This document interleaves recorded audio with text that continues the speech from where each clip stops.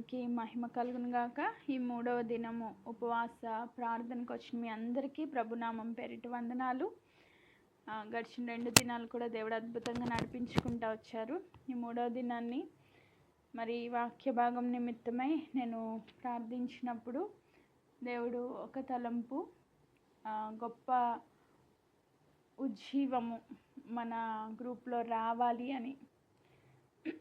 ఎందుకంటే ఉన్న పరిస్థితులను బట్టి చల్లారిపోయిన పరిస్థితులు చాలా కనబడతా వచ్చినాయి. నేను ఒకదాని తర్వాత ఒకటి, ఒక సిక్నెస్ తర్వాత ఇంకొక సిక్నెస్ అన్నట్టు ఏదో ఒకటి గ్రూప్లో నడుస్తూ ఉంది. దాని ద్వారా కొంచెం బలహీనమైన పరిస్థితులు చాలా వచ్చినాయి. కాబట్టి మనము ఆత్మీయంగా ఉజ్జీవింపబడాలి అని దేవుని సన్నిధిలో నేను ప్రార్థన చేస్తూ వచ్చినప్పుడు ఒక రాజు చరిత్ర ద్వారా ఈ దినాన్ని మనల్ని ఉజ్జీవంలోకి నడిపించాలి అని పరిశుద్ధాత్మ దేవుడు మాట్లాడుతూ వచ్చారు. ఆమేన్. మనము గడిచిన ఉపవాస దినాల్లో దెబోరా అనే ప్రవక్తిని గురించి నేర్చుకున్నాం. అందరికీ గుర్తుందని నమ్ముతున్నాను. Praise God. సో అప్పుడే నేను ప్రార్థన చేస్తూ నార్మల్గా నేను ఆలోచించుకుంటూ వచ్చినప్పుడు మన గ్రూప్లో దెబోరా, హుల్దా ఇద్దరున్నారు కదా, ఇద్దరు ట్విన్స్. వాళ్ళిద్దరు పేర్లు నేను బైబిల్ గ్రంథంలో యాక్చువల్గా వాళ్ళు ఉన్నారని తెలిసి ఎక్కడున్నారు ఏంటి వాళ్ళ చరిత్రలన్నీ నాకు తెలీదు. నేను అంత డీప్గా స్టడీ చేయలేదు ఎప్పుడు. అయితే దెబోరా గురించి ధ్యానం చేస్తూ ఉన్నప్పుడు మరి హుల్దా ఎక్కడుందా అని చెప్పి నేను దాని గురించి కూడా సెర్చ్ చేశాను అనమాట. ఈ హుల్దా అనే ప్రవక్తిని గురించి కొన్ని విషయాలు నేను ధ్యానం చేసుకుంటూ వచ్చాను, అంటే తెలుసుకోవాలన్న ఆసక్తితో. అప్పుడు పరిశుద్ధాత్మ దేవుడు నాకు నడిపించిన విధానాన్ని బట్టి ఆ హుల్దా అనే ప్రవక్తిని గురించి నేర్చుకోకముందు అసలు ఈ హుల్దా అనే ప్రవక్తిని ఏ టైంలో వర్క్ చేసింది అన్నది మనము చూస్తే హోషియా అనే ఒక రాజు యొక్క ఏలుబడిలో తను ఒక ప్రవక్తినిగా మనకి కనబడుతుంది. సో ఆ ప్రవక్తిని గురించి నేర్చుకోకముందు హోషియా గురించి చాలా అద్భుతమైన ఆత్మీయ సత్యాలను పరిశుద్ధాత్మ దేవుడు మాట్లాడుతూ వచ్చారు. ఈ 2 డేస్లో ప్రభు చిత్తం అయితే వీళ్ళిద్దరి కోసం చెప్పాలి అన్నది నా ఆశ, దేవుని యొక్క ఆత్మ ప్రేరణలో.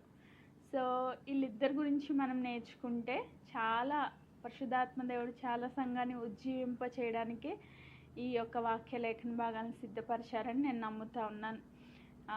హోషియా అనే రాజు కోసం మనం నేర్చుకోవాలి అంటే 2 చోట్ల మనకి ఈ రాజు గురించి కనబడుతుంది. 2వ రాజుల గ్రంథము 22-23 అధ్యాయాలు కనుక మనం చదివితే, 2వ రాజుల గ్రంథము 22-23 అధ్యాయాలను మనం ధ్యానం చేస్తే ఈ యొక్క హోషియా అనే రాజు కొరకు మనకి కనబడుతుంది. అలాగే 2వ దినవృత్తాంతముల గ్రంథము 34-35 అధ్యాయాల్లో కూడా ఈ రాజు గురించి మనకి కనబడుతుంది. సో 2వ రాజులు 22-23, అలాగే 2వ దినవృత్తాంతాలు 34-35 ఈ 4 అధ్యాయాల్లో ఈ హోషియా అనే రాజు కొరకు మనకి చాలా విషయాలు నేర్చుకోవాల్సిన ఆత్మీయ సత్యాలు చాలా పరిశుద్ధాత్మ దేవుడు రాయించి ఉంచారు. అసలు ఈ రాజు ఎవరు, ఈయన గురించి ఏంటి ఇంట్రొడక్షన్ అని మనం చూస్తే మనకందరికీ సుపరిచితమే దావీదు అనే రాజు. మొట్టమొదటి రాజు సౌలుని దేవుడు తృణీకరించినప్పుడు దావీదుని దేవుడు ఎన్నుకున్న తర్వాత దావీదు సంతానానికి ఆ దేశాన్ని దేవుడు ఇవ్వాలి అని అనుకున్నప్పటికీ వాళ్ళ అవిధేయతలను బట్టి దావీదు కుమారుడు సొలొమోను కుమారుడు రెహబాము వాళ్ళు చేసిన తప్పిదాలను బట్టి దేవుడు ముందుగానే చెప్పారు, నీ సంతానము నా ఆజ్ఞలను అనుసరించి నడుచుకుంటే అప్పుడు నీ బిడ్డల్లో ప్రతి ఒక్కళ్ళు ప్రతి తరంలోని నాకు రాజులుగా ఉంటారు. ఒకవేళ వాళ్ళు అనుసరించకపోతే నేను వాళ్ళని త్రోసివేస్తానని దేవుడు ముందే చెప్పారు. అయితే వీళ్ళు సరైన రీతిలో దేవుణ్ణి దావీదు వలె అనుసరించలేకపోయారు. సో రెహబాం టైంలో సొలొమోన్ తర్వాత మనం చూస్తే రాజ్యం 2గా చీలిపోయింది. ఒకటి ఉత్తర రాజ్యం, 2 దక్షిణ రాజ్యం. ఉత్తర రాజ్యంలో 10 గోత్రాల వాళ్ళు వెళ్ళిపోయారు. దక్షిణ రాజ్యంలో 2 గోత్రాల వాళ్ళు ఉండిపోయారు. ఈ దక్షిణ రాజ్యాన్ని యూదా అని అన్నారు, ఉత్తర రాజ్యాన్ని ఇస్రాయేల్ దేశము అని అన్నారు. సో ఈ రెండుగా విడిపోయిన తర్వాత చాలామంది రాజులు పరిపాలన చేశారు, కానీ హృదయపూర్వకంగా దేవుని వెంబడించిన వాళ్ళు బహు కొద్ది మందే. ఇస్రాయేల్ రాజ్యంలో అయితే అసలు లేరు అనే చెప్పుకోవాలి మనం, దేవుని హృదయపూర్వకంగా అనుసరించిన వాళ్ళు.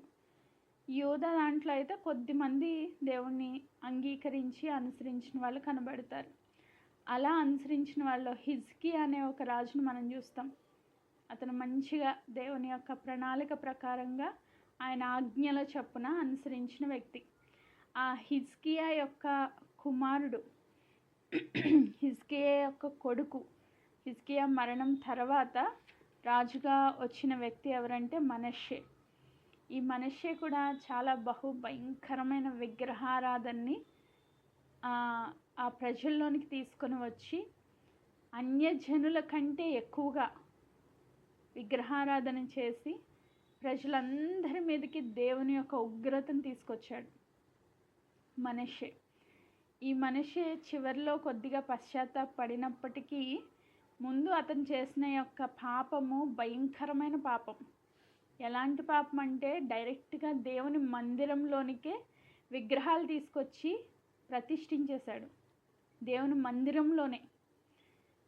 మందిరంలోనే అన్య దేవతారాధనలు జరిగించాడనమాట. అంత భయంకరమైన పాపాలు చేసుకుంటూ వచ్చాడు.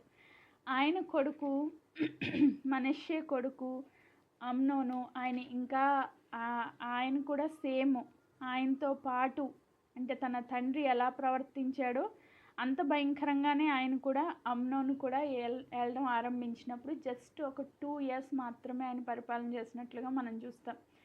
అమ్నోను 2 సంవత్సరాలు మాత్రమే పరిపాలించాడు. ఆ 2 సంవత్సరాల తర్వాత వాళ్ళ ప్రజలే ఆయన్ని హతమార్చినట్లుగా మనం చూస్తాం. ఇప్పుడు మనష్షే వెళ్ళిపోయాడు, మనష్షే తర్వాత అమ్నోను చనిపోయాడు. అమ్నోను తర్వాత అమ్నోను కుమారుడుగా హోషేయను మనం చూస్తాం, హోషేయ అనే రాజుని చూస్తాం. ఈయన 2వ రాజుల గ్రంథము 22వ అధ్యాయము 1వ వచనం మనం చదివితే, హోషేయ ఏలనారంభించినప్పుడు 8 ఏండ్ల వాడై యెరూషలేము నందు 31 సంవత్సరములు ఏలెను. ఎన్ని సంవత్సరాలకు రాజు అయ్యాడంట? 8 years, 8 ఏండ్లు. నాకు అసలు ఇది చదువుతూ ఉన్నప్పుడు ఒక నిమిషం మా బాబుని చూస్తూ ఉన్నా నేను. దర్శిత్కి ఇప్పుడు 8 పూర్తయిపోయి 9వ సంవత్సరంలోకి ఎంటర్ అయ్యాడనమాట. 9 రన్ అవుతూ ఉన్నాయి మన ఆగస్టుకి. అయితే అంత చిన్న వయసు, అంటే మా దర్శిత్ బాబు ఏజ్లో ఉన్నప్పుడు ఈయన కింగ్ అయ్యాడనమాట. అసలు రాజు అవ్వడం ఏంటి, అసలు పరిపాలన ఎలా చేస్తాడు, అంత జ్ఞానం ఉండదు కదా. అంటే చిన్న పిల్లాడికి జ్ఞానం ఎక్కడి నుంచి వస్తుంది? సో పిల్లలు ముఖ్యంగా వాళ్ళు నాలెడ్జ్ ఎలా నేర్చుకుంటారు అంటే తన తల్లిదండ్రులను చూసి నేర్చుకుంటారు, అంతే కదా. తన తల్లినో తండ్రినో తాతనో, అంటే వాళ్ళ ముందున్న తరాలను చూసి వాళ్ళు ఇన్స్పైర్ అయ్యి వాళ్ళు చేసే పనులు కానీ వాళ్ళు అనుసరించే విధానాలు కానీ ఉంటాయి.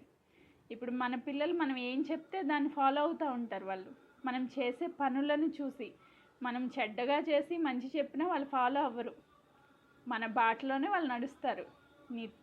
నా తల్లి ఎలా ఫాలో అవుతుందో నేను అలాగే ఫాలో, నా తండ్రి ఏం చేస్తున్నాడో నేను అదే చేస్తాను అంటారు. అలాంటిది ఈ యొక్క హోషేయ 8 సంవత్సరాల చిన్న బాలుడిగా ఉన్నప్పుడు తన తండ్రిని చూశాడు, తాతను కూడా చూశాడు. మనష్షే టైంలో కూడా ఈయన ఉన్నాడు. ఎందుకంటే మనష్షే చనిపోయినాక 2 సంవత్సరాలు తన తండ్రి పరిపాలన తర్వాత ఈయన రాజు అయ్యాడు. అంటే మనష్షే ఉన్నప్పుడు ఈయన 6 సంవత్సరాల పిల్లాడు అనమాట, 6 years బాయ్. ఆ మనష్షేని చూశాడు, నెక్స్ట్ తన తండ్రి అయిన అమ్నోని కూడా చూశాడు. వాళ్ళిద్దరినీ చూసి ఆయన వాళ్ళ ద్వారా ఇన్స్పైర్ అవ్వలేదు.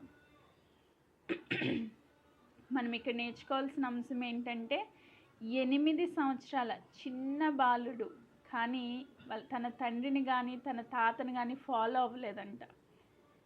ఎలా ఇన్స్పైర్ అయ్యాడు ఈయన అని కనుక మనం చూస్తే 2వ వచనంలో, అతడు యెహోవా దృష్టికి యథార్థముగా నడుచుచు కుడి ఎడమలకు తిరుగక తన పితరుడగు దావీదు చూపిన ప్రవర్తనకు సరిగా ప్రవర్తించెను.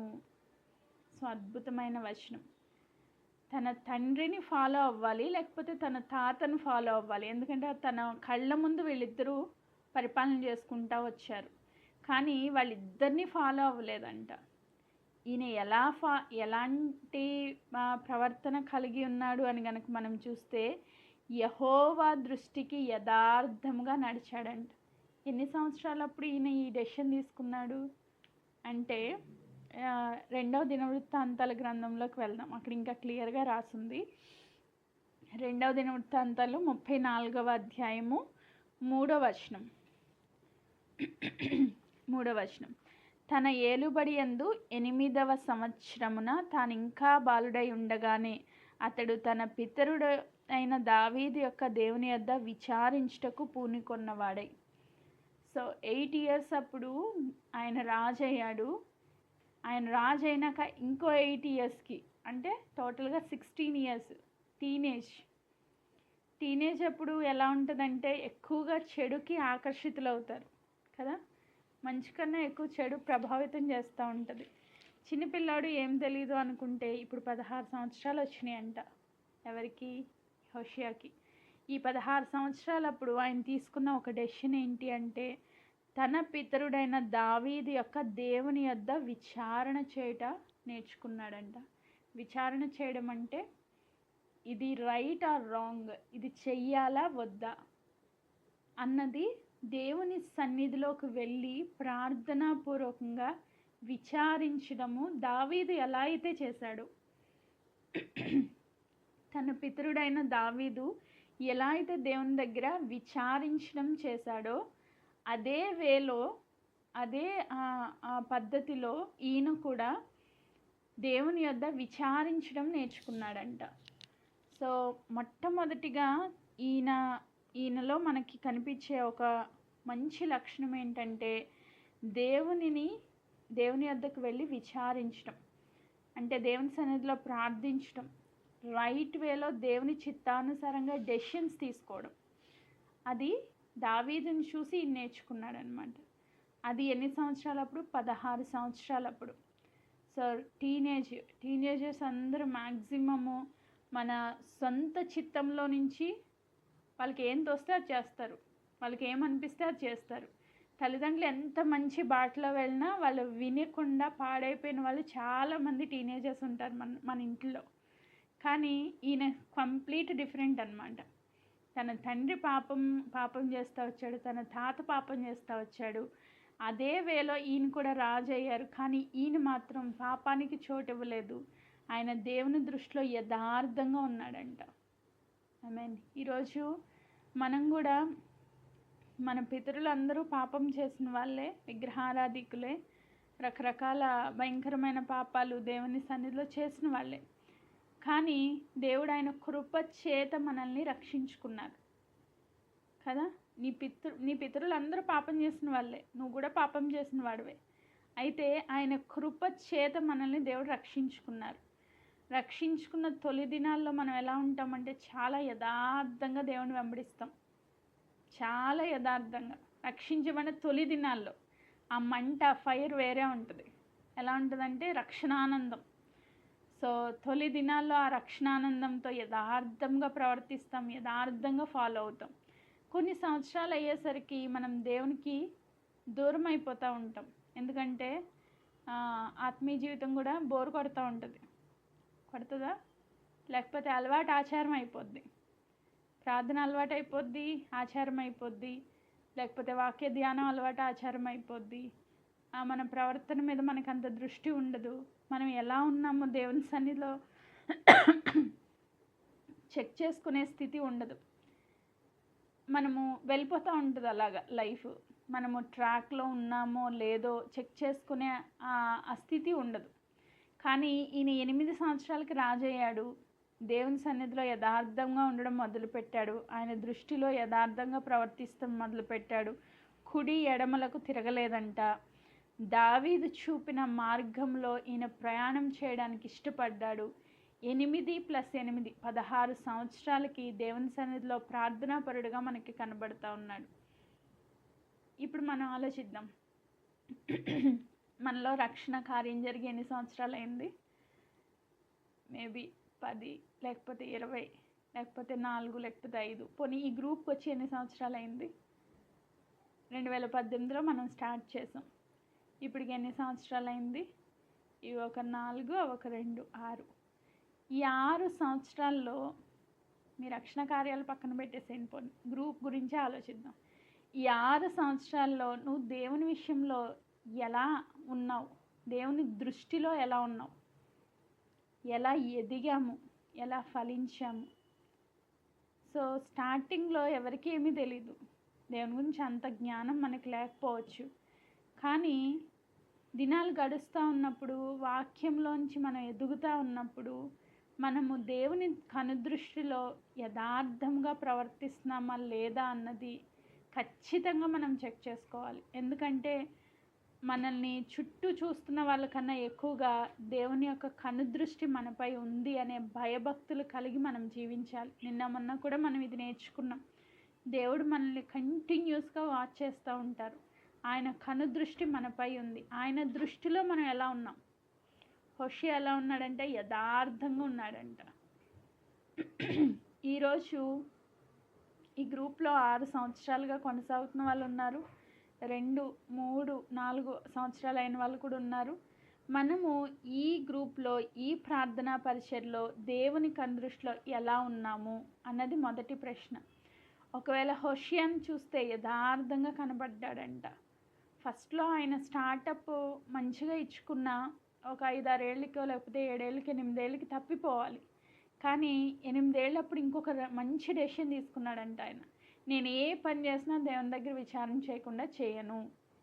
ఎందుకంటే దావీదు అలా చేశాడు, ఆయన సక్సెస్ అయ్యాడు, దేవుని దృష్టిలో యథార్థమైన రాజుగా స్థిరపరచబడ్డాడు. సో నేను కూడా అదే ప్రవర్తనను నేను ఫాలో అవుతాను, నేను కూడా దేవుని వద్ద విచారణ చేస్తాను అని ఆయన ఒక డెసిషన్ తీసుకున్నాడంట. ఈరోజు మనం ఎలాంటి డెసిషన్స్ తీసుకుంటున్నాం? రోజు ప్రార్థన ఏం చేస్తాంలేండి, డైలీ మనం ప్రతి నీటికి దేవుడి మీద ఆధారపడాలా, దేవుని చిత్తానికి కనుగొనాలా అని డైలీ రొటీన్ పనులకి మనం ఏమి దేవుని మీద ఆధారపడే పరిస్థితి ఉండదు. చాలామందికి ఉండదు. కానీ కొంతమంది మాత్రం యథార్థంగా ప్రతి చిన్నదానికి దేవుని చిత్తాన్ని వెతుకుతూ ఉంటారు. ఈరోజు ప్రతి చిన్న విషయం, ఎందుకంటే దేవుడు ఒక తల వెంట్రుక నేల రాలాలంటే ఆయన ఆజ్ఞ ఉండాలంట. మనం తలదూకుంటున్నప్పుడు ఎన్ని వెంట్రుకలు కింద పడుతున్నాయో మనం లెక్క పెట్టాం. కానీ ఆ వెంట్రుకలన్నీ కూడా దేవుని దగ్గర ఆజ్ఞ తీసుకునే కింద పడుతున్నాయి. ఆమేన్. అంటే అంత చిన్న విషయాన్ని కూడా దేవుడు పట్టించుకుంటున్నారు. నీ తలలో ఈరోజు ఎన్ని వెంట్రుకలు రాలాలి అన్న విషయాన్ని కూడా దేవుడు పట్టించుకుంటున్నారు. అంత చిన్న విషయం మనం అసలు నెగ్లెజిబుల్, మనం అసలు దాని గురించి ఆలోచన కూడా చేయం మనం కదా. అలాంటి చిన్న విషయానికి కూడా దేవుడు పట్టించుకుంటుంటే మనమేమో చిన్న చిన్న విషయాలు దేవుడిని ఏం అడుగుతాం, డైలీ రొటీన్ విషయాలు కూడా దేవుడిని ఏం అడుగుతామని మన సొంత నిర్ణయాలతో, సొంత అభిప్రాయాలతో, స్వచిత్తంలో మనం ముందుకు వెళ్ళిపోతూ ఉంటాం. సో ఈరోజు నువ్వు స్వచిత్తంలో ముందుకు వెళ్తున్నావా? యథార్థంగా దేవుని సన్నిధిలో ఆయన సన్నిధికి వెళ్ళి విచారించే వ్యక్తిగా ఉన్నావా? ఆయన చిత్తాన్ని తెలుసుకునే వ్యక్తిగా ఉన్నావా అన్నది ఒకసారి మనము చెక్ చేసుకుందాం. ఇది మొదటి మాట. రెండవది, దినవృత్తాంతముల గ్రంథం 34వ అధ్యాయం 3వ వచనంలోనే మళ్ళీ ఒకసారి చదువుతున్నాను.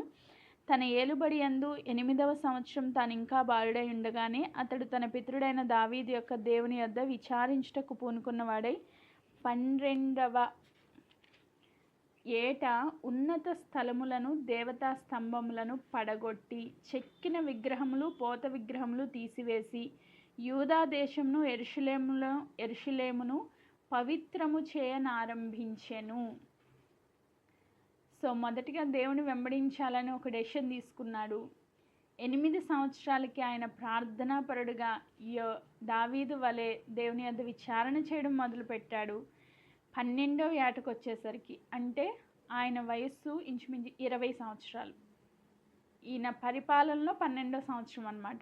అప్పటికే రాజు అయ్యేసరికి 8 ఏళ్ళు కదా. ఇప్పుడు టోటల్గా ఆయన వయసు ఎంతంటే 20 సంవత్సరాలు. 20 సంవత్సరాల యవ్వన దశలో ఈయన తీసుకున్న డెసిషన్ ఏంటి అంటే, యెరూషలేం పట్టణాన్ని, యూదా దేశాన్ని పవిత్రపరచడం మొదలుపెట్టాడంట. యెరూషలేం పట్టణాన్ని, యూదా దేశాన్ని పవిత్రపరచడం మొదలుపెట్టాడంట. అంటే దేవునికి ఏదైతే ఎగెయినెస్ట్గా ఉందో, దేవునికి ఏదైతే పాపంగా కనబడుతుందో, దేవుని దృష్టిలో ఏదైతే చెడుగా ఉందో దానంతటిని తొలగించి, అపవిత్రమైన కార్యాలన్నీ తొలగించి ఆ దేశాన్ని, ఆ పట్టణాన్ని పవిత్రపరచాలి అనే ఒక డెసిషన్ ఆయన తీసుకున్నాడు. ఆమేన్. 20 సంవత్సరాలకి ఆయనలో ఆయన తీసుకున్న ఒక డెసిషన్కి ఆ దేశము అలాగే ఆ పట్టణము కూడా పరిశుద్ధతలోనికి వెళ్తూ ఉంది. ఈరోజు నిజంగా మనము ఎలాంటి డెసిషన్స్ తీసుకుంటున్నాం? చాలామంది అన్య విగ్రహారాధన కుటుంబం నుంచి వచ్చిన వాళ్ళు అనుకుంటారు కదా, మా తండ్రి దీన్ని ఫాలో అయ్యాడు, మా తాత కూడా దీన్ని ఫాలో అయ్యాడు, మా పితరులు కూడా దీన్ని ఫాలో అయ్యారు, కాబట్టి ఈ ఆచారం, ఈ పద్ధతి ఇలా వస్తూనే ఉంటుంది. సో ఇది మేము కూడా ఫాలో అయిపోతాం, అదేం పెద్ద తప్పేం కాదు అని అనిపిస్తుంది మనకి. క్రిస్టియానిటీలోకి వచ్చిన మన పితరుల ఆచారాలు మనం విడిచిపెట్టలేని పరిస్థితిలో ఉంటాం. కొన్ని ఆచారాలు ఇక్కడ పరిశుద్ధాత్మ దేవుడు ఒక చిన్న మాట గుర్తు చేస్తూ ఉన్నారు. నేను సిరికి 10 ఇయర్స్కి వచ్చేసరికి నేను మామూలుగా ప్రార్థన చేస్తూ ఉన్నప్పుడు దేవుడు ప్రతిసారి నీ పితరుల పారంపర్య ఆచారాలు, వ్యర్థ ప్రవర్తనని నువ్వు మానుకో అని మాట్లాడుతూ వచ్చేవాళ్ళు. ఎన్నిసార్లు ప్రార్థన చేసినా అదే వచ్చేది.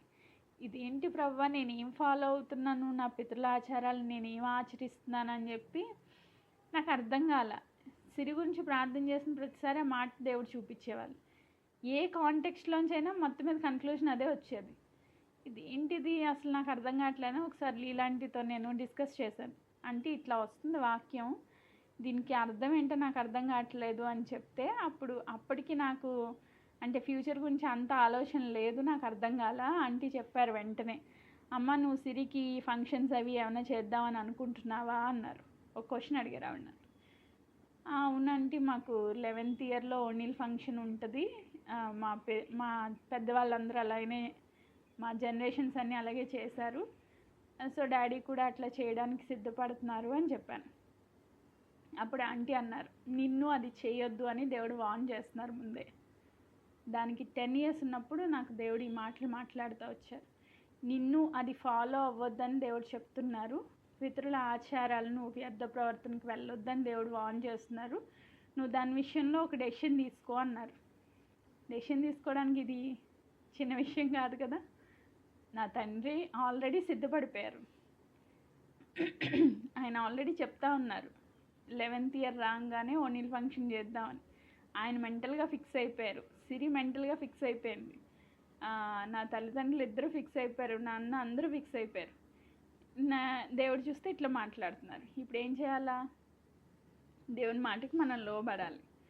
సరే, ఫస్ట్ అయితే నేను ప్రార్థన చేసుకున్నా, ప్రభువా మీరు వద్దు అంటే వద్దు, కానీ పరిస్థితులన్నీ వ్యతిరేకంగా ఉన్నాయి కదా, మరి దాన్ని కూడా మీరు అనుకూలపరచుకోండి, నేనైతే డెసిషన్ తీసుకుంటున్నా, చెయ్యను అని చెప్పి నేను ఫిక్స్ అయిపోయి ప్రార్థనాపూర్వకంగా సిరికి చెప్పాను, దేవుడు ఇట్లా మాట్లాడుతున్నారు, నీకు ఓణీల్ ఫంక్షన్ చేయొద్దు అని చెప్పాను. చెప్తే అది కొంచెం కష్టంగా కొట్టినా తాత ఏమంటారు అని అన్న, దేవుడు వద్దన్నారు కాబట్టి నువ్వు ఫిక్స్ అయిపో, తాతని దేవుడే ఒప్పిస్తారు అని చెప్పాను. సో పాపం కొంచెం భారంగా అన్న కష్టంగా అన్న అది కూడా ఫిక్స్ అయింది. సో వద్దు మమ్మీ, అయితే దేవుడు వద్దన్నారంటే వద్దు అని చెప్పి తను కూడా ఫిక్స్ అయిపోయింది. తర్వాత మా మమ్మీకి చెప్పాను.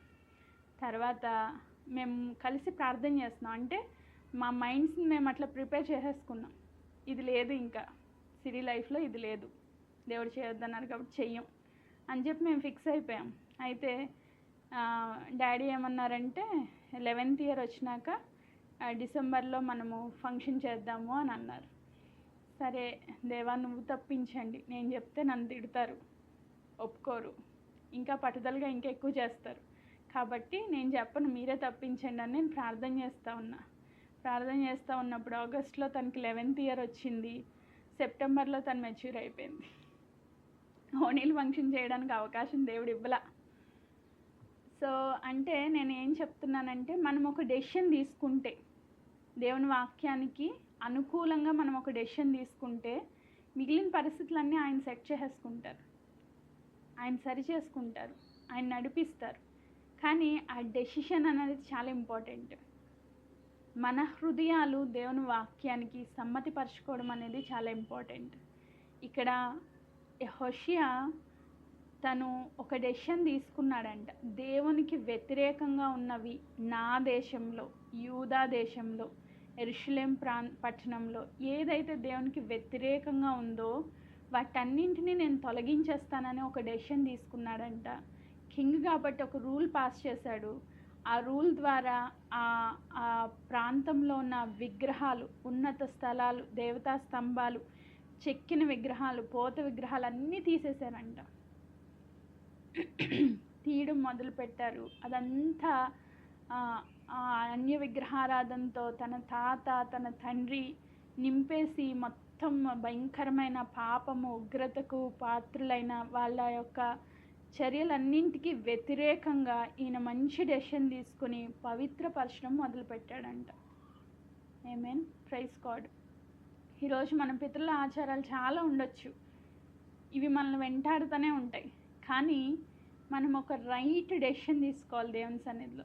దేవుడు నీకు ఏం చెప్తున్నారు, నీ పిల్లల విషయంలో, నీ భర్త విషయంలో, నీ కుటుంబ విషయంలో, నీ ఆత్మీయ జీవితంలో దేన్ని దేవుడు ఫాలో అవ్వమంటే అదే మనం చేయాలి. మనం సంఘానికి తలొగ్గో, లేకపోతే కుటుంబాలకు భయపడో, లేకపోతే మన బంధుమిత్రులకు భయపడో దేవుని వాక్కుకు వ్యతిరేకంగా వెళ్ళొద్దు. రైట్ వేలో రైట్ డెసిషన్స్ తీసుకోవాలి. అప్పుడే దేవుడు మనల్ని బ్లెస్ చేస్తారు. దేవుని సన్నిధిలో మనం స్థిరపరచబడతాం. సో ఇలా ఎగ్జాంపుల్స్ అంటే నా జీవితంలో జరిగిన కార్యాలు చెప్పాలంటే చాలా ఉన్నాయి. ఒక ఎగ్జాంపుల్ మాత్రమే నేను తీసుకోవాలని ఆశపడుతున్నాను. నెక్స్ట్ ఇంకా మనం చూస్తే 2వ దినవృత్తాంతాలు 34వ అధ్యాయము 4వ వచనం. అతడు చూచుచుండగా జనులు బయలుదేవతల బలిపీఠములను పడగొట్టి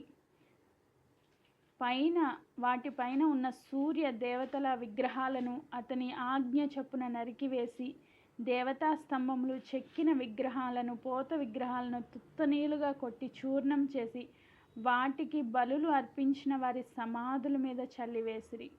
ఇంకా మొత్తం అదంతా చదివితే 6వ వచనం కూడా చదువుదాం. ఆ ప్రకారం అతడు మనష్షే, ఎఫ్రాయిము, షిమ్యోను దేశంలో వారి పట్టణములలో, నఫ్తలి మాన్యమందు చుట్టుపక్కల పాడు స్థలములన్నింటిన బలిపీఠములను పడగొట్టెను. బలిపీఠములు, దేవతా స్తంభములు పడగొట్టి చెక్కిన విగ్రహములు చూర్ణం చేసి ఇశ్రాయేలు దేశం అంతటా సూర్య దేవతా విగ్రహములన్నింటినీ నరికివేసి అతడు యెరూషలేమునకు తిరిగి వచ్చాను. దేశం అంటే చిన్నది కాదు కదా.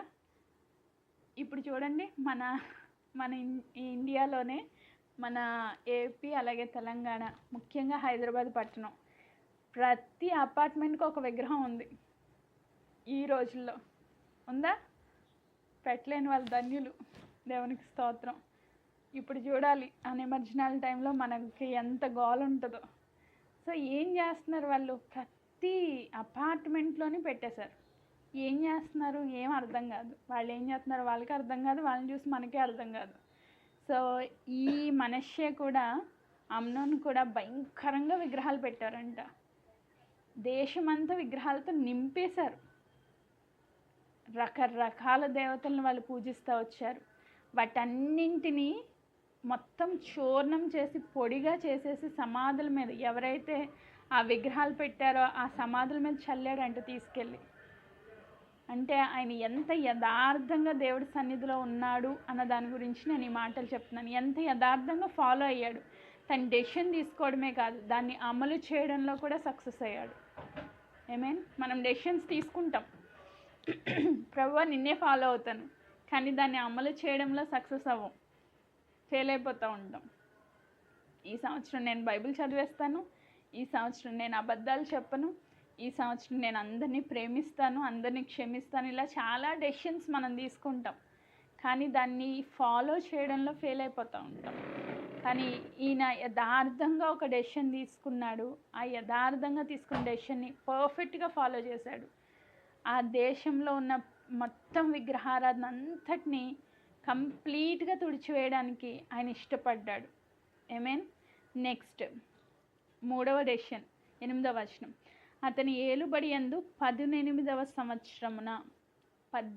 సంవత్సరమున దేశమును మందిరమును పవిత్రపరచుట అయిన తరువాత అతడు అధల్యా కుమారుడైన షాఫానును పట్టణాధిపతి అయిన మయాసేనును రాజ్యపు దస్తావేదుల మీదనున్న యెహోహాజు కుమారుడైన యహానును తన దేవుడైన యెహోవా మందిరమును బాగు చేయుటకై పంపెను. సో కొంతమందిని పిలిచి ఏం చేశాడంట, మందిరాన్ని బాగు చేయడానికి పంపించాడంట. సో విగ్రహాలన్నీ తీసివేశాడు, అన్నింటినీ బాగు చేశాడు. అంటే పట్టణం అంతటినీ విగ్రహారాధన నుంచి విడిపించాడు. బట్ ఇప్పుడు మందిరంలో సేవా పరిచర్య చేయడానికి మందిరం అంతటినీ భయంకరంగా వాళ్ళు నాశనం చేసేశారు. దాన్ని మళ్ళీ తిరిగి బాగు చేసే పని 18వ సంవత్సరంలో స్టార్ట్ చేశాడంట. అంటే ఇంచుమించుగా అతనికి 26 సంవత్సరాలు వచ్చినాయి. 8వ సంవత్సరంలో ఆయన కింగ్డమ్ స్టార్ట్ అయితే, ఆయన రాజుగా చేయబడితే 26వ సంవత్సరానికి వచ్చేసరికి దేవుని మందిరాన్ని బాగు చేయడం మొదలుపెట్టాడు. దేవుని మందిరాన్ని బాగు చేయడానికి కొంతమందిని పిలిచి, మీరు వెళ్ళి దేవుని మందిరాన్ని బాగు చేయండి అనే ఆజ్ఞ ఇచ్చాడు. మొదటిగా దేశాన్ని పట్టణాన్ని బాగు చేశాడు, తర్వాత మందిరం దగ్గరికి వచ్చాడు. సో ఈ మందిరాన్ని బాగు చేయడానికి వీళ్ళందరినీ పిలిచి వాళ్ళకి ఆజ్ఞ ఇచ్చిన తర్వాత వాళ్ళందరూ వెళ్ళి ఓవరాల్గా ఆ మందిరంలో అన్ని పనుల్ని మళ్ళీ తిరిగి మొదలు పెడతారనమాట. వాళ్ళు పాడైపోయిన ఇళ్ళను బాగు చేయడం, దూలాలు బాగు చేయడం, చెక్క పని, అలాగే దాంట్లో ఉన్న సమస్త పనులు చేస్తూ ఉన్నప్పుడు అక్కడున్న ఏంటంటారు ద్రవ్యాన్ని బయటికి తీసుకుని రావడానికి, దేవుడికి సమర్పించిన ద్రవ్యాన్ని లెక్క వేసి రైట్ వేలో దేవుని మందిర పరిచర్య స్టార్ట్ చేయడానికి వాళ్ళు సిద్ధపడుతూ ఉన్నప్పుడు 14వ వచనం. యెహోవా మందిరంలోనికి తేబడిన ద్రవ్యంను బయటికి తీసుకొని వచ్చినప్పుడు మోషే ద్వారా యెహోవా దయచేసిన ధర్మశాస్త్రం గల గ్రంథము యాజకుడైన హిల్కియాకు కనబడెను. సో వీళ్ళు మందిరాన్ని బాగు చేస్తూ ఉన్నప్పుడు ఏం జరిగిందంట, ఒక ధర్మశాస్త్రం కనిపించిందంట. మోషే ధర్మశాస్త్రపు గ్రంథము కనిపించిందంట. ఎవరికి? హిల్కియాకు. హిల్కియా యాజకుడు, ఆయనకి అది కనిపించగానే ఆ ధర్మశాస్త్రపు గ్రంథాన్ని తీసుకుని శాస్త్రి అయిన షాఫానుకి ఇస్తాడు. 15వ వచనం. అప్పుడు హిల్కియా యెహోవా మందిరమందు ధర్మశాస్త్రం గల గ్రంథం నాకు దొరికినని శాస్త్రియగు షాఫానుతో చెప్పి ఆ గ్రంథమును షాఫానుకు అప్పగించెను. షాఫాన్ అనే శాస్త్రి ధర్మశాస్త్ర గ్రంథాన్ని ఆయన చేతికి అప్పగించాడంట. అప్పగించి నువ్వు దీన్ని తీసుకెళ్ళి రాజుకి ఇవ్వి అని చెప్పారు.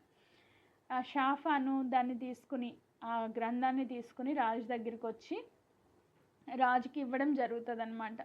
హిల్కియా నాకు ఇక్కడ ఒక గ్రంథం ఇచ్చాడు అని చెప్పి రాజుకి ఇచ్చినప్పుడు రాజు అంటారు, ముందు దాన్ని చదివి వినిపించండి నాకు అంటారు. ధర్మశాస్త్రం అంటే ఏంటి? మొదటి 5 కాండాలు, మోషే గారు రాసిన మొదటి 5 కాండాలు. ఈ 5 కాండాలని చదివి వినిపించినప్పుడు 19వ వచనం.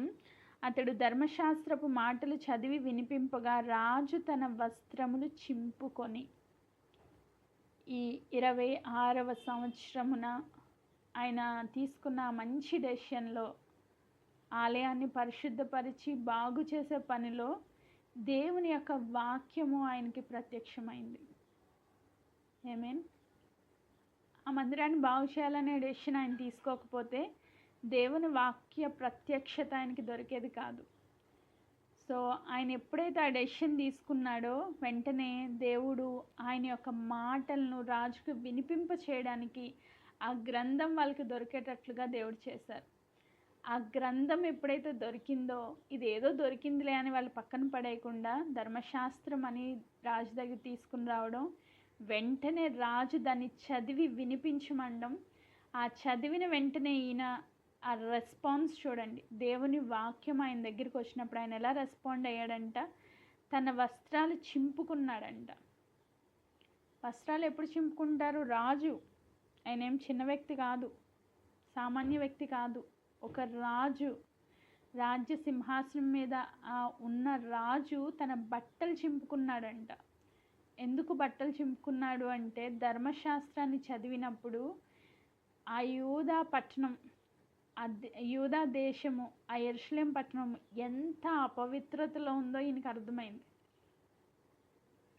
దేవుడు ధర్మశాస్త్రంలో 10 ఆజ్ఞలు ఇచ్చినప్పుడు ఆ మొదటి ఆజ్ఞ వీళ్ళు అతిక్రమించేశారు. ఈ దేవుడైన యెహోవాను తప్ప వేరే ఎవరిని కొలవకూడదు. కానీ దేశం అంతా విగ్రహాలతో నింపేశారు వాళ్ళు, తన తండ్రి అలాగే తన తాత. సో ఆ ధర్మశాస్త్రాన్ని అతిక్రమించి వాళ్ళు చేసిన ఆ పాపాలను బట్టి ఈయన ఏం చేశాడంట, ఈయన మంచి పనులే చేస్తున్నాడు కదా. మనమైతే ఏమనుకుంటాం, నా తండ్రి తప్పు చేశాడు, నా తాత తప్పు చేశాడు, నేను కాదు ప్రభువా, నేను మంచిగా ఉన్నాను, నీ సన్నిధిలో నేను అన్నీ పర్ఫెక్ట్ మంచి డెసిషన్స్ తీసుకుని ఫాలో అవుతున్నాను అని అంటాం. కానీ ఆయన పశ్చాత్తాప హృదయంతో, కన్నీటితో, దుఃఖముతో తన వస్త్రాలు చింపుకొని దేవుని సన్నిధిలో కన్నీరు కార్చాడంట. అసలు ఎంత దుఃఖపడ్డాడు అంటే, ఆ దుఃఖానికి ప్రతిగా వస్త్రాలు చింపుకున్నాడు. ఆ యాక్షన్ మనం చూస్తూ ఉన్నాం. వస్త్రాలు చింపుకున్నాడంట. ఆయనకు అర్థమైన విషయం ఏంటంటే, మన దేశం యొక్క స్థితిగతులను చూస్తే దేవునికి చాలా కోపం ఉంది. దేవుని దృష్టిలో మనం ఎలా కనబడుతున్నాం? అపవిత్రులుగా కనబడుతున్నాం. మన దేశము శాపగ్రస్తమైన దేశంగా ఉంది. కాబట్టి ఇప్పుడు నేను ఏం చేయాలి? ఇప్పుడు దేవుని దగ్గర విచారణ చేయాలి. ఇప్పుడు నెక్స్ట్ ఏం డెసిషన్ తీసుకోవాలన్నది ఆయనకి దేవుని దగ్గర నుంచి గైడెన్స్ కావాలి. ఇప్పుడు ఈ వాక్యం చదివిన తర్వాత ఆయన ఏం చెప్పాడంట, 20వ వచనం, హిల్కియాకును, షాఫాను కుమారుడైన అహీకాముకును, మీకా కుమారుడైన అబ్దోనుకును, శాస్త్రియగు షాఫానుకును, రాజసేవకుడైన అసయాకును ఇలాగూ ఆజ్ఞ ఇచ్చెను, మీరు వెళ్ళి దొరికిన ఈ గ్రంథంలోని మాటల విషయమై నా కొరకును ఇశ్రాయేలు యూదా వారిలో శేషించి ఉన్న వారి కొరకును యెహోవా యొద్ద విచారించుడి. మరలా ఆయన తీసుకున్న ఒక మంచి డెసిషన్ ఏంటంటే, దేవుని యొక్క ఉగ్రత వాళ్ళ మీద ఉంది అని ఈయనకి అర్థమైంది. మేము చేస్తున్నంత పాపమే, మా పితరులు పాపం చేశారు, మేము కూడా పాపంలో ఉన్నాము, దేవుడికి కోపం రగిల్చాము, ఆయన చెప్పింది ఏది మేము ఫాలో అవ్వట్లేదు అని ఆయనకి క్లియర్గా అర్థమైంది. అయితే ఇప్పుడు ఏం చేయాలి అంటే, మీరందరూ వెళ్ళి దేవుని దగ్గర విచారణ చేయండి.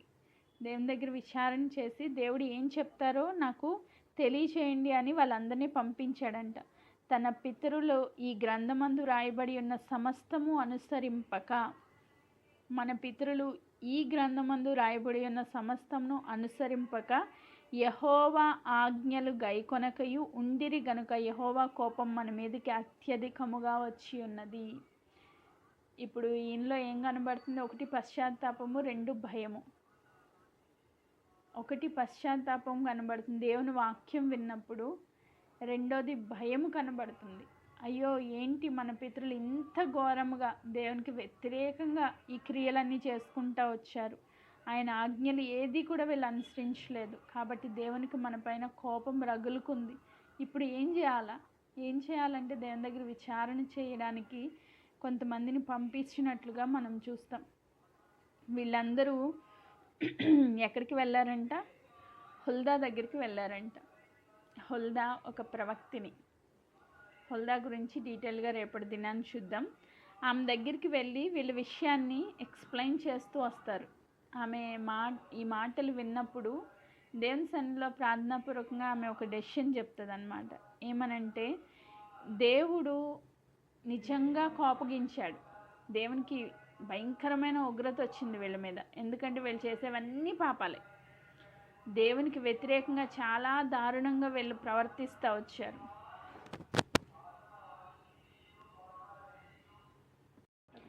హుల్దా దగ్గరికి వచ్చి వీళ్ళు అడిగినప్పుడు ఆమె ఏం చెప్పిందంటే 23వ వచనం, ఆమె వారితో ఇట్లనెను, ఇశ్రాయేలుల దేవుడైన యెహోవా సెలవిచ్చినదేమనగా, ఆలకించుడి, నేను ఈ స్థలం మీదికి దాని కాపురస్తుల మీదికి యూదా రాజ్య సముఖంలో చదివి వినిపింపబడిన గ్రంథమందు వ్రాయబడి ఉన్న శాపాలన్నింటినీ రప్పించెదను. వీళ్ళు దేవునికి వ్యతిరేకంగా పాపం చేస్తే దేవుడు ఏదైతే శాపాలు పంపిస్తానన్నాడో ఆ శాపాలన్నీ యోధా మీదకి వస్తాయి. ఒక్కటి కూడా తప్పిపోదు, ఒక్కటి కూడా తప్పిపోదు. చూడండి, ఒక ప్రవక్తిని ఇలా చెప్పాలంటే ఎంత ధైర్యం ఉండాలి. లేదండి ఏం కాదు, దేవుడు క్షమించేశాడు మిమ్మల్ని అని చెప్పడం ఈజీ. కానీ ఒక్కటి కూడా తప్పిపోకుండా ప్రతి శాపం మీ మీదకి వస్తుందని చెప్తుంది. చెప్పి ఇంకా చెప్తుంది 24వ వచనం, ఆలకించుడి, నేను ఈ స్థలం మీదకి దాని కాపురస్తుల మీదకి యూదారాజు సముఖంలో చదివి వినిపింపబడిన గ్రంథమందు రాయబడిన శాపాలన్నింటినీ రప్పించెదను. వారు నన్ను విసర్జించి ఇతర దేవతలకు ధూపం వేసి తమ చేతి పనుల వలన నాకు కోపం పుట్టించి ఉన్నారు కనుక నా కోపం ఈ స్థలం మీద మితి లేకుండా క్రొమ్మరింపబడును. నా యొద్దకు మిమ్మల్ని పంపిన వానికి ఈ వార్త తెలుపుడి. ఎంత ధైర్యం ఉండాలి ఒక స్త్రీగా ఇలాంటి మాట చెప్పాలంటే, చాలా ధైర్యం ఉండాలి. అది కూడా వచ్చిన వాళ్ళందరూ ఎవరు? యాజకుడు, శాస్త్రి, అక్కడున్న ప్రధాన అధికారులు అందరూ వచ్చారంట ఆమె దగ్గరికి. వచ్చినప్పుడు ఆమె ధైర్యంగా దేవుని వాక్యం ప్రకటిస్తూ ఉంది. ఖచ్చితంగా ప్రతి శాపం వస్తుంది, ఏ శాపం తప్పిపోకుండా అన్నీ వస్తాయి, అన్నీ వస్తాయని చెప్పినప్పుడు మళ్ళీ ఇంకొకటి చెప్తుంది 27, చాలా అద్భుతమైన మాట. నీ మనస్సు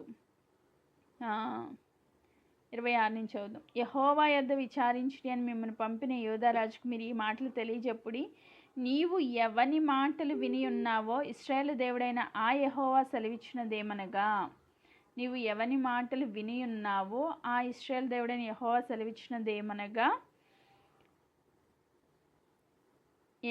నీ మనస్సు మెత్తనిదై ఈ స్థలము మీదను దాని కాపురస్తుల మీదను దేవుడు పలికిన మాటలు వినినప్పుడు నా సన్నిధిని నువ్వు తగ్గించుకుని నీ వస్త్రాలు చింపుకుని నా సన్నిధిని కన్నీరు విడిచితివి గనుక నీ మనవి నేను ఆలకించి తిని. రాజు ఎలా రెస్పాండ్ అయ్యాడో దేవుడు చూశారు. హుల్దాకు తెలీదు, హుల్దా తన ఇంట్లో తను ఉంది, కానీ రాజు యొక్క హృదయం ఎలా ఉందో దేవుడు చూశారు. తన పితరులు ఎంత పాపం చేసినప్పటికీ హోషేయ రాజు యొక్క హృదయాన్ని దేవుడు చూసి ఆయన చెప్తున్నారు, నీ మనసు ఎలా ఉందంట? మెత్తగా ఉందంట. అదే మనష్షే మనసు, అమ్నోన్ మనసు ఎలా ఉంది? కఠినంగా ఉంది దేవుని పట్ల. కానీ వాళ్ళ కుమారుడు అయినప్పటికీ హోషేయ మనసు అయితే మెత్తగా ఉందంట. అంటే దేవుని మాట వినగానే ఆ హృదయం కరిగిపోయిందనమాట. భయపడ్డాడు, పశ్చాత్తాపడ్డాడు, కన్నీరు కార్చాడు. ఇప్పుడు చెప్తున్నారు, నీ మనస్సు మెత్తనదై ఈ స్థలం మీదను దాని కాపురస్తుల మీదను దేవుడు పలికిన మాటలు నీవు వినినప్పుడు నా సన్నిధిని నీవు తగ్గించుకొని. వెంటనే ఆయన ఏం చేశాడంట, రాజు కదా, నేను సింహాసనం మీద ఉన్నాను, ఇప్పుడు నేను కన్నీరు పెట్టుకుంటే నా చుట్టూ ఉన్న వాళ్ళందరూ ఏమనుకుంటారో, అక్కడున్న అధికారులందరూ ఏమనుకుంటారో, సేవకులందరూ ఏమనుకుంటారో, అది నాకు చిన్నతనంగా ఉంటుందని ఆయన అనుకోలే. ఉన్న పళంగా, ఉన్న పాటన, ఉన్న స్థలంలో ఆయన కన్నీరు కార్చాడు, తను తగ్గించుకున్నాడంట. ఎవరు తను తగ్గించుకుంటారో వాళ్ళని దేవుడు హెచ్చిస్తాడు. తగ్గింపు అనేది ఆయనలో కనబడుతుంది, మెత్తని హృదయం ఆయనలో కనబడుతుంది. ఇంకా వస్త్రాలు చింపుకుని నీవు నా సన్నిధిని కన్నీరు విడిచితివి గనుక నీ మనవి నేను ఆలకించి తిని. దేవుని సన్నిధిలో ఆయన ఏదైతే మొర్ర పెట్టాడో ఆ మొర్ర దేవుని సన్నిధికి చేరుకుంది. Praise God. ఈ ప్రవక్తిని ద్వారా దేవుడు మాట్లాడుతూ, నేను నీ పితరుల యొద్ద 28వ వచనం, నేను నీ పితరుల యొద్ద నిన్ను చేర్చుదును, నెమ్మది గలవాడవై నీవు నీ సమాధిలోకి చేర్చబడుదువు. ఈ స్థలం మీదకి దాని కాపురస్తుల మీదకి నేను రప్పించు అపాయం నీవు కన్నులారా చూడవు. ఈయన కన్నీటి ప్రార్థన, ఈయన తగ్గింపు, ఈయన పశ్చాత్తాపం ఒక జనరేషన్ మీదకి కీడు రాకుండా కాపాడింది. ఈయన కన్నీటి ప్రార్థన, ఈయన మెత్తని మనస్సు, ఈయన పశ్చాత్తాపము ఈయన తగ్గింపు ఒక జనరేషన్ని కాపాడింది. ఈయన జనరేషన్లో ఆ కీడు చూడకుండా దేవుడు తప్పించేశారంట. యాక్చువల్గా అయితే దేవుని ఉగ్రత వీళ్ళ మీదకి దిగి రావాలి. కానీ ఎప్పుడైతే ఈ రాజు దేవుని వాక్యం విన్నప్పుడు పశ్చాత్తాపడ్డాడో, కన్నీరు కార్చాడో, ఆ కన్నీటిని దేవుడు చూశారు. ఆమేన్. ఈరోజు మన పితరులు ఎంత పాపం చేసినా, ఎంత భయంకరమైన విగ్రహారాధికులైనా, ఇప్పుడు చాలామంది కుటుంబాల్లో విగ్రహారాధనతో చాలా సఫర్ అవుతున్నారు. తల్లిదండ్రుల విగ్రహారాధన, అత్తమామల విగ్రహారాధన, భర్తల విగ్రహారాధన భయంకరంగా ఉంది. సో వాళ్ళందరినీ చూసి వీళ్ళు చాలా కృంగిపోతూ ఉన్నారు. కృంగిపోవాల్సిన అవసరం లేదు. హోషేయ భక్తుడు ఏం చేశాడో ఈరోజు మనం కూడా అది చేస్తే ఆ శాపాన్ని ఆశీర్వాదంగా దేవుడు మారుస్తారు. ఆ శాపాన్ని తప్పించేస్తారు దేవుడు. యాక్చువల్గా అయితే వాళ్ళకి ఉగ్రత రావాలి, కానీ ఈ రాజు యొక్క హృదయాన్ని బట్టి దేవుడు ఆయన దినాల్లో ఆయనకి ఏమిచ్చారంట? నెమ్మది ఇచ్చారు. ఆమేన్. నువ్వు నెమ్మది గలవాడవై పితరుల యొద్దకు చేరుదువు. నీ స్థలంలో ఈ పట్టణం మీదకి అపాయము రావడం నువ్వు కనులారా చూడవు. అంటే నువ్వు బ్రతుకున్నంత వరకు ఏ అపాయము రాదు.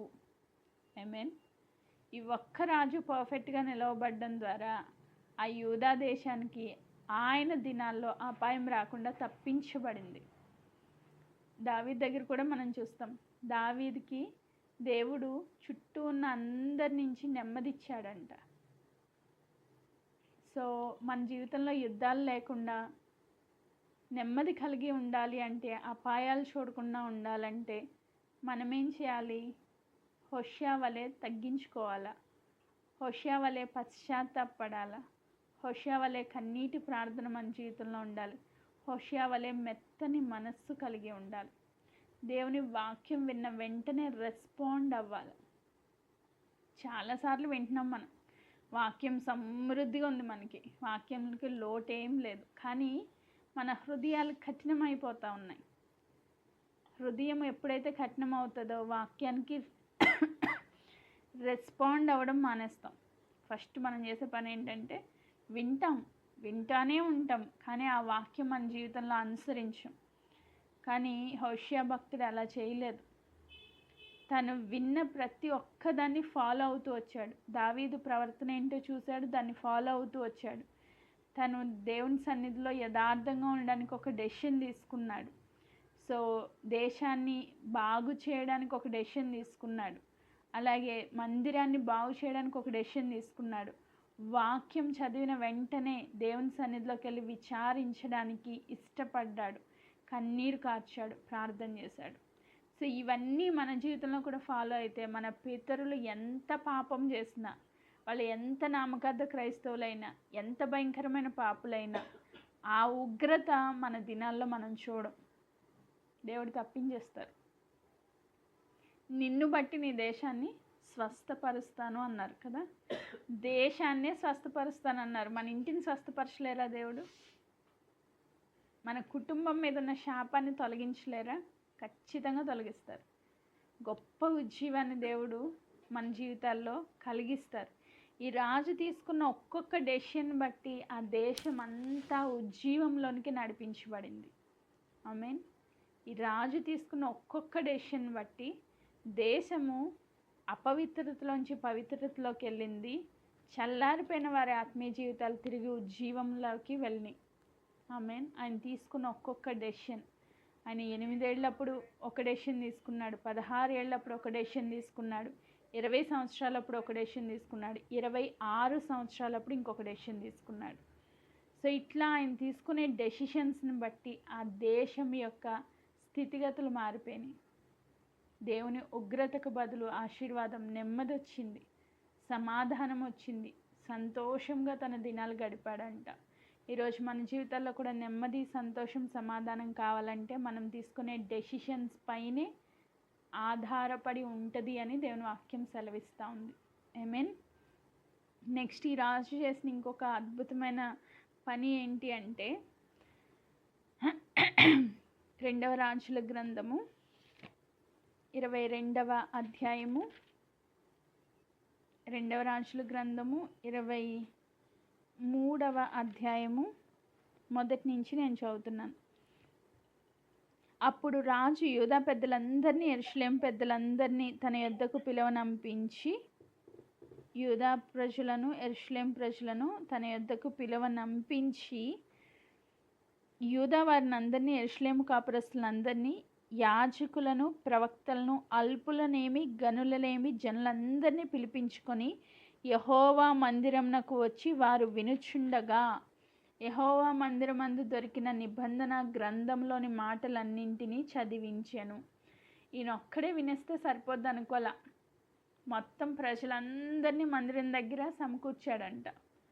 సమకూర్చి ఈ గ్రంథంలో, ఈ ధర్మశాస్త్రంలో ఏదైతే ఉందో వాళ్ళందరూ వినేటట్లుగా చదివించాడంట ఆ గ్రంథాన్ని. అంటే ఈయనొక్కడే ఫాలో అవుతాం సరిపోలే, ప్రజలందరూ ఫాలో అయ్యేటట్లుగా ఆ గ్రంథాన్ని వాళ్ళకి ఎక్స్ప్లెయిన్ చేయడం మొదలుపెట్టాడు, వినిపించడం మొదలుపెట్టాడు.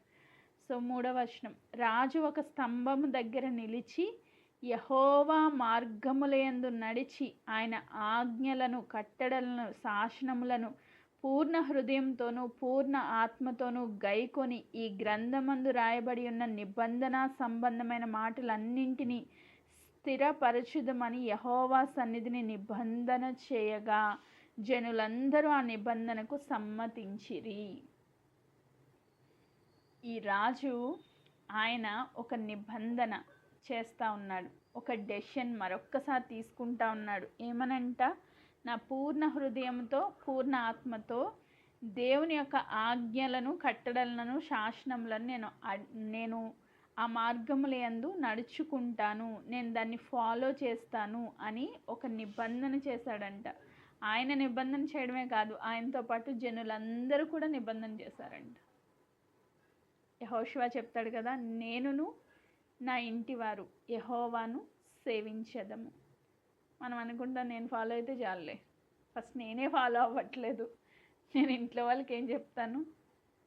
సో ఈరోజు దేవుని సన్నిధిలో ఉన్న మనం ఫాలో అవ్వాలి, మన ఇంటి వారందరికీ కూడా వాక్యం చెప్పాలి.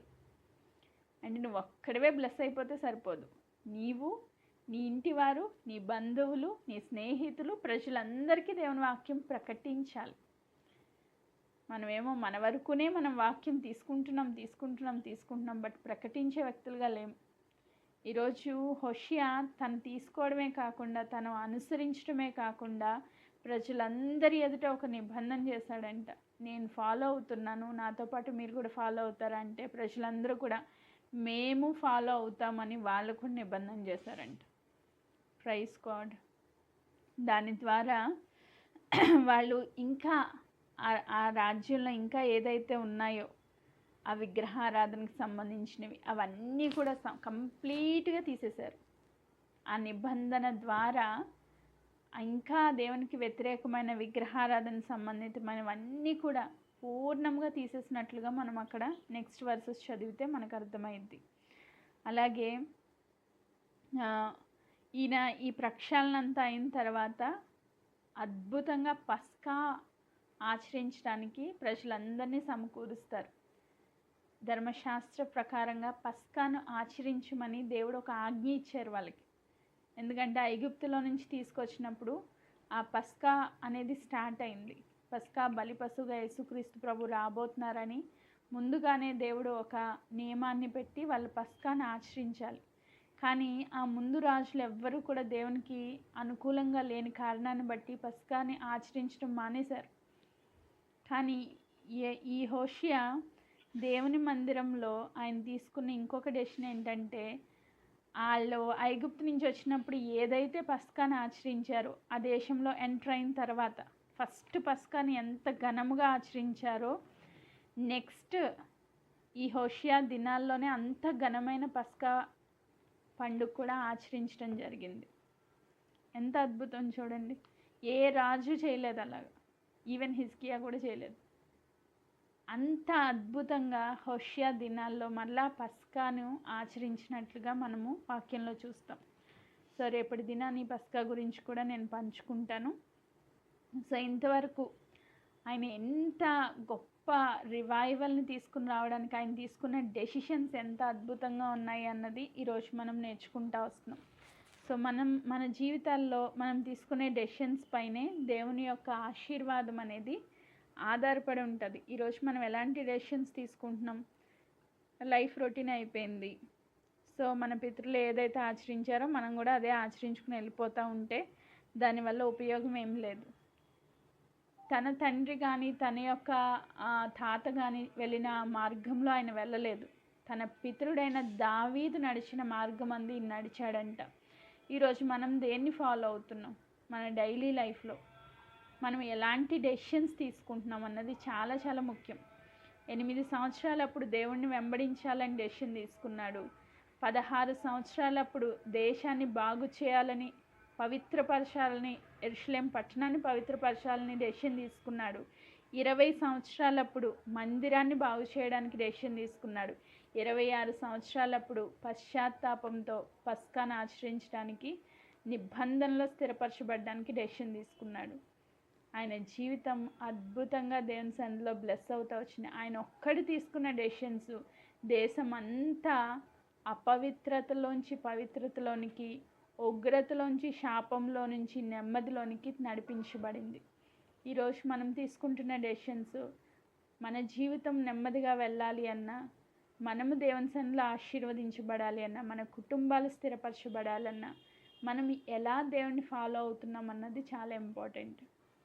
ఈరోజు మనం ఎలా ఫాలో అవుతున్నాం? మన పితరుల ఆచారాలను బట్టి ఫాలో అవుతున్నామా, లేక దేవుణ్ణి యథార్థంగా పూర్ణ హృదయంతో దేవుడిచ్చిన వాక్యాన్ని మనం అనుసరించగలుగుతున్నామా?